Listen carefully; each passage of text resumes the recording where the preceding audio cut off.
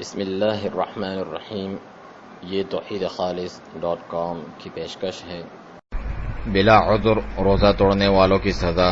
سیدنا ابو امامہ الباہلی رضی اللہ عنہ فرماتے ہیں کہ رسول اللہ صلی اللہ علیہ وسلم کو میں نے فرماتے ہوئے سنا کہ میں سویا ہوا تھا کہ میرے پاس دو شخص آئے اور مجھے بازو سے پکڑ کر ایک دشوار گزار پہاڑ کے پاس لے آئے اور کہا اس پر چڑھیں۔ میں نے کہا بے شک میں اس کی طاقت نہیں رکھتا، تو انہوں نے کہا ہم آپ کے لیے آسان کر دیں گے۔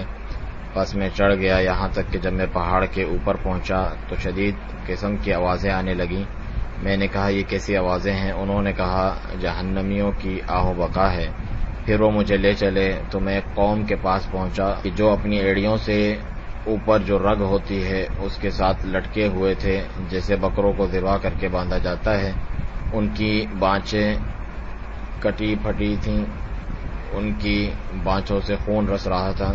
میں نے پوچھا یہ کون لوگ ہیں؟ کہا یہ وہ لوگ ہیں جو روزہ پورا ہونے سے پہلے ہی افطار کر لیا کرتے تھے۔ پھر کہا یہود و نصارہ نامراد ہوئے۔ سلیمان جو کہ راوی ہیں فرماتے ہیں کہ معلوم نہیں کہ یہ بات سیدنا ابو امامہ رضی اللہ عنہ نے رسول اللہ صلی اللہ علیہ وسلم سے سنی تھی یا اپنی رائے سے فرما رہے تھے۔ پھر ہم چلے تو ایسی قوم پر پہنچے جن سے شدید بدبو دار تعفن اٹھ رہا تھا اور بدترین منظر تھا۔ میں نے کہا یہ کون ہے؟ کہا یہ کافروں کے مقتولین ہیں۔ پھر وہ مجھے لے چلے تو ہم ایسی قوم پر پہنچے جن سے شدید ترین بدبو تعفن اٹھ رہا تھا، جیسے استنجا خانے کی بو ہوتی ہے۔ میں نے کہا یہ کون ہیں؟ کہا یہ زانی مرد اور عورتیں ہیں۔ پھر وہ مجھے لے چلے تو پھر میں ایسی عورتوں پر پہنچا جن کی چھاتیوں کو سانپ ڈس رہے تھے۔ میں نے کہا ان کا کیا ماجرا ہے؟ کہا یہ وہ عورتیں ہیں جو اپنے بچوں کو اپنے دودھ سے محروم رکھتی تھیں۔ پھر وہ مجھے لے چلے تو میں چھوٹے بچوں کے پاس پہنچ گیا جو دو نہروں کے مابین کھیل رہے تھے۔ میں نے کہا یہ کون ہے؟